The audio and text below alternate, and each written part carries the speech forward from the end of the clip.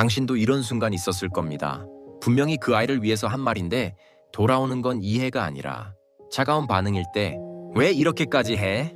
좀 그냥 내버려 두면 안 돼? 그 말 한마디에 가슴이 쿡 내려앉습니다. 나는 그저 덜 힘들게 해주고 싶었을 뿐인데 내가 겪었던 고생을 똑같이 겪지 않게 하고 싶었을 뿐인데 이상하게도 그 마음은 단 한 번도 제대로 전달된 적이 없습니다. 오히려 간섭하지 마, 부담스러워 이런 말로 돌아올 때 그 순간 머릿속에 스치는 생각이 있죠. 내가 뭘 그렇게 잘못한 걸까? 혹은 더 깊이 들어가면 이런 생각까지 닿습니다. 나는 좋은 부모가 아닌 걸까? 괜찮아요. 지금 이 영상을 보고 있는 당신 이미 충분히 애쓴 사람입니다. 그리고 지금 느끼는 이 서운함, 그건 당신이 이상해서가 아니라 너무 정상적인 반응입니다. 그런데 여기서 대부분의 사람들이 결정적으로 착각하는 게 하나 있습니다. 자식이 철이 없어서 부모 마음을 모르는 게 아니라는 것. 사실은 조금 더 불편한 진실이 숨어 있습니다. 자식은요, 애초에 부모의 마음을 이해할 수 없는 구조로 발달합니다. 이건 성격 문제가 아니라 뇌의 문제입니다. 더 정확히 말하면 경험의 구조가 다르기 때문입니다. 부모는 이미 잃어본 사람입니다. 시간도 기회도 사람도 그래서 더 붙잡으려고 합니다. 하지만 자식은 아직 잃어보지 않은 사람입니다. 그러니까 붙잡는 마음이 아니라 벗어나고 싶은 마음이 더 큽니다. 이 차이 생각보다 훨씬 큽니다. 마치 절벽 끝에 서본 사람과 아직 절벽을 본 적 없는 사람의 차이처럼요. 부모는 떨어질까 봐 잡고 자식은 왜 잡는지 이해를 못합니다. 이건 사랑의 부족이 아니라 위험을 인식하는 방식의 차이입니다. 그래서 아무리 설명해도 전달되지 않습니다. 왜냐하면 상대는 아직 그 언어를 배운 적이 없기 때문입니다. 그리고 지금 당신이 가장 힘든 이유, 그건 이걸 머리로는 이해하면서도 마음은 여전히 기대하고 있기 때문입니다. 언젠가는 알아주겠지. 그 기대, 솔직히 말하면 가장 오래 사람을 붙잡아두는 감정입니다. 그래서 더 지칩니다. 그런데요, 여기서 정말 중요한 건 따로 있습니다. 부모 마음을 자식이 모르는 게 문제가 아니라 그걸 알아주길 바라는 방식이 오히려 관계를 더 멀어지게 만든다는 사실입니다. 이건 단순한 서운함의 문제가 아니라 심리 구조의 문제입니다. 다음 이야기에서는 왜 우리가 그 기대를 놓지 못하는지, 그리고 그 기대가 어떻게 관계를 망가뜨리는지 조금 더 잔인할 정도로 정확하게 파헤쳐 보겠습니다. 그리고 만약 이 이야기가 지금 당신 이야기 같았다면 앞으로도 계속 당신의 마음을 대신 풀어드릴게요. 오늘은 심리학입니다. 구독해두시면 당신도 몰랐던 당신의 마음을 조금씩 이해하게 될 겁니다. 왜 우리는 그 기대를 놓지 못할까요? 왜 이미 여러 번 상처를 받았으면서도 여전히 그 아이가 내 마음을 알아주길 바라는 걸까요? 여기에는 꽤 냉정한 심리 기제가 하나 숨어 있습니다. 바로 투사입니다. 투사는 내 감정과 기준을 상대도 당연히 같을 거라고 무의식적으로 믿는 현상입니다. 부모는 자식을 위해 희생합니다. 시간을 쓰고 돈을 쓰고 자신의 욕구를 미루면서까지 그 아이를 우선순위에 둡니다. 그리고 그 과정에서 이런 믿음이 생깁니다. 나도 이렇게 했으니까 저 아이도 언젠가는 나를 이렇게 생각하겠지. 하지만 여기서 결정적인 오류가 발생합니다. 자식은 그 과정을 경험하지 않았습니다. 부모가 어떤 선택을 했는지, 얼마를 포기했는지 머리로는 들어도 몸으로는 모릅니다. 왜냐하면 인간의 뇌는요, 경험한 감정만 진짜로 이해하게 되어 있기 때문입니다. 이건 거울 뉴런과도 연결되는 이야기입니다. 우리는 타인의 감정을 공감할 수 있지만 그건 어디까지나 비슷한 경험이 있을 때입니다. 즉, 자식이 아직 부모처럼 책임져 본 적이 없다면 그 감정은 이해의 영역이 아니라 그저 정보에 불과합니다. 그래서 이런 일이 반복됩니다. 부모는 내가 너 위해서 이 정도 했는데, 자식은 그래서 나한테 왜 그러는데? 같은 상황을 보고 있지만 완전히 다른 언어를 쓰고 있는 겁니다. 여기서 대부분의 부모는 한 가지 선택을 합니다. 더 설명하려고 합니다. 더 설득하려고 합니다. 더 강조하려고 합니다. 하지만 안타깝게도 이건 정반대의 결과를 만듭니다. 왜냐하면 자식의 뇌에서는 그 순간 통제받는다는 신호가 켜지기 때문입니다. 특히 청소년기와 초기 성인기의 뇌는 자율성을 지키는데 굉장히 민감합니다. 조금만 간섭처럼 느껴져도 편도체가 과활성화되면서 방어 반응이 먼저 올라옵니다. 쉽게 말해서 내용이 아니라 느낌에 반응하는 상태가 됩니다. 그래서 아무리 맞는 말을 해도 받아들이는 게 아니라 밀어내게 됩니다. 여기서 부모는 또 상처를 받습니다. 이렇게까지 말해줘도 왜 못 알아듣지? 하지만 그건 못 알아듣는 게 아니라 받아들일 수 없는 상태인 겁니다. 이 차이를 모르면 관계는 점점 더 꼬이게 됩니다. 부모는 점점 더 말이 많아지고 자식은 점점 더 벽을 세웁니다. 그리고 어느 순간부터는 대화 자체가 줄어듭니다. 겉으로는 조용해지지만 속에서는 점점 멀어집니다. 그런데요, 여기서 정말 위험한 건 따로 있습니다. 이 상태가 오래 지속되면 부모는 나는 이해받지 못하는 사람이라는 정체성을 갖게 되고 자식은 나는 계속 부족한 사람이라는 왜곡된 자아를 가지게 됩니다. 이건 단순한 갈등이 아니라 서로의 인생을 바꾸는 문제입니다. 그래서 필요한 건 더 많은 설명이 아니라 완전히 다른 접근 방식입니다. 지금까지 우리는 왜 자식이 부모 마음을 이해하지 못하는지 봤습니다. 그리고 왜 설명이 오히려 관계를 망가뜨리는지도 확인했습니다. 그렇다면 질문은 하나입니다. 그럼 어떻게 해야 할까? 여기서 대부분의 부모는 이렇게 생각합니다. 더 잘 설명하면 되지 않을까? 조금만 더 기다리면 되지 않을까?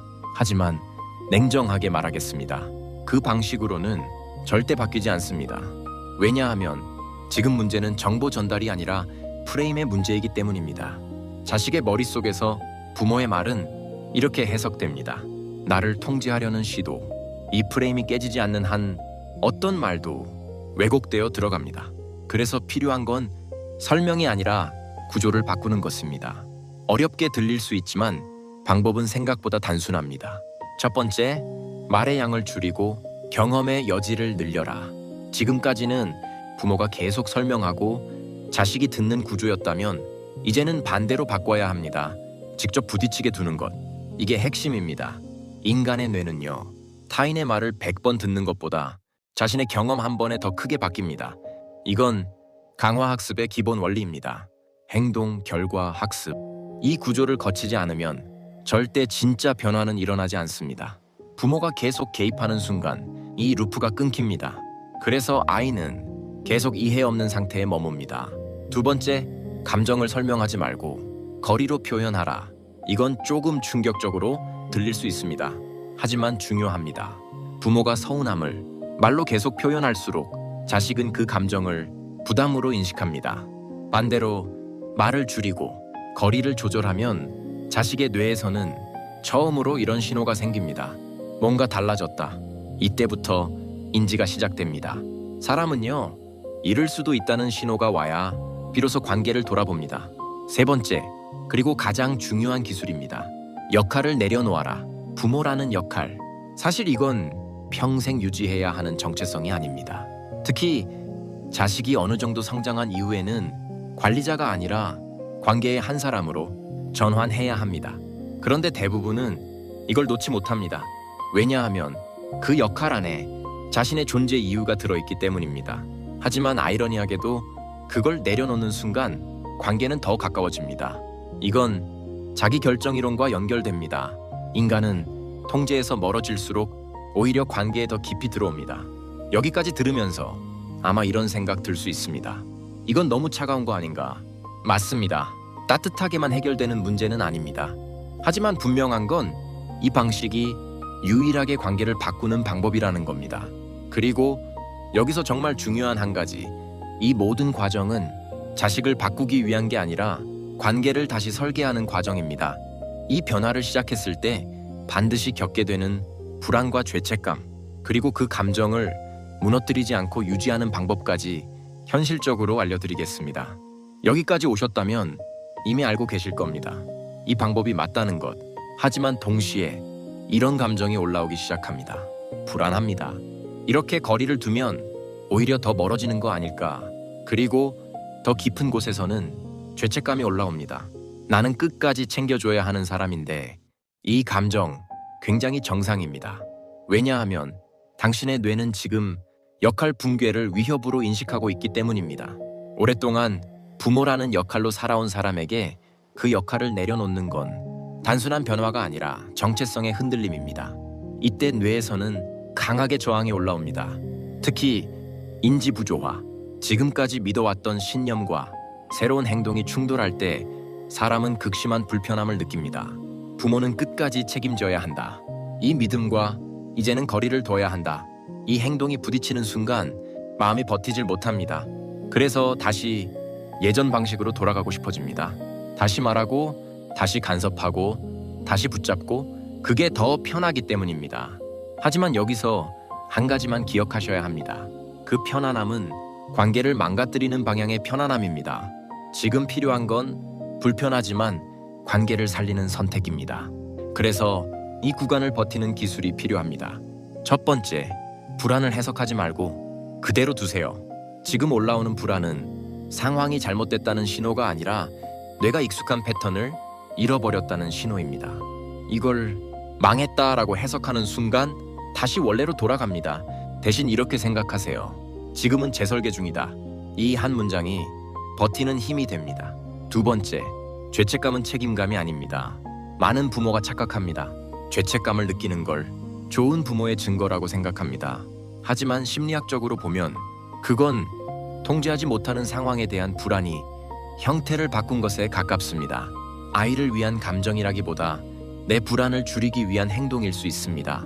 이걸 구분하지 못하면 계속 개입하게 됩니다. 세 번째, 관계를 믿지 말고 구조를 믿으세요. 지금 당장은 아이의 반응이 더 차가워질 수도 있습니다. 더 연락이 줄어들 수도 있습니다. 그 순간 흔들립니다. 이거 잘못된 거 아닌가?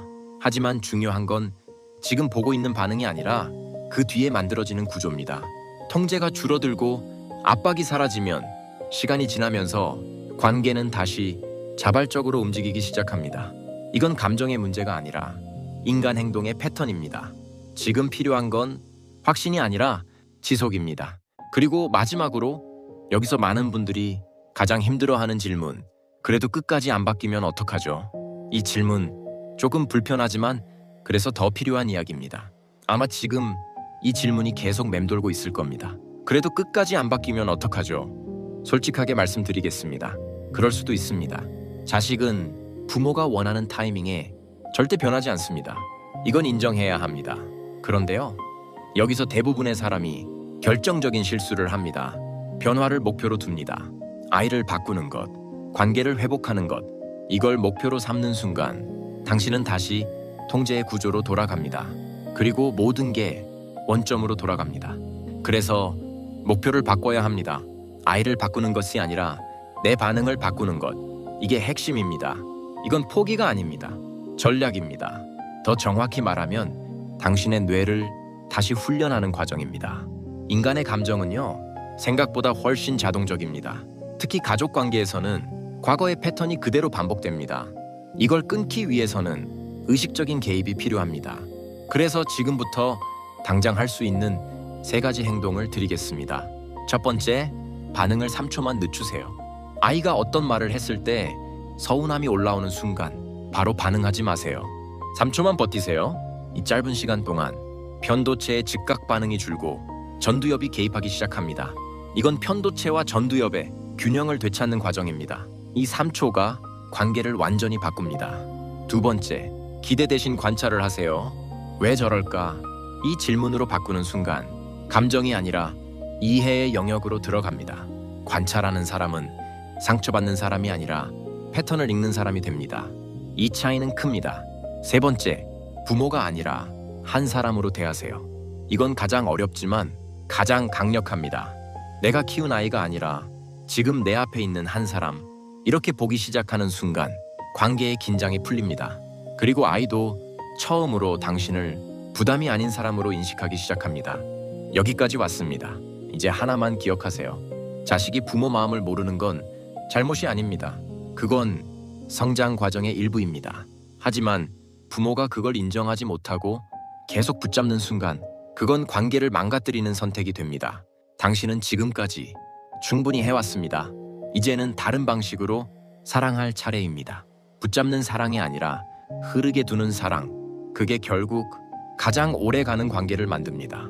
그리고 언젠가 정말 아이가 삶에서 한 번쯤 무너지는 순간 그때 떠오르는 사람이 바로 지금의 당신이 됩니다. 통제하던 사람이 아니라 기다려주던 사람으로 그게 진짜 남는 관계입니다. 오늘 이야기, 당신 마음에 조금이라도 남았다면 앞으로도 계속 당신의 감정을 정확하게 짚어드리겠습니다. 오늘은 심리학입니다. 구독해두시면 누구에게도 말 못했던 당신의 마음을 여기서는 이해받게 될 겁니다.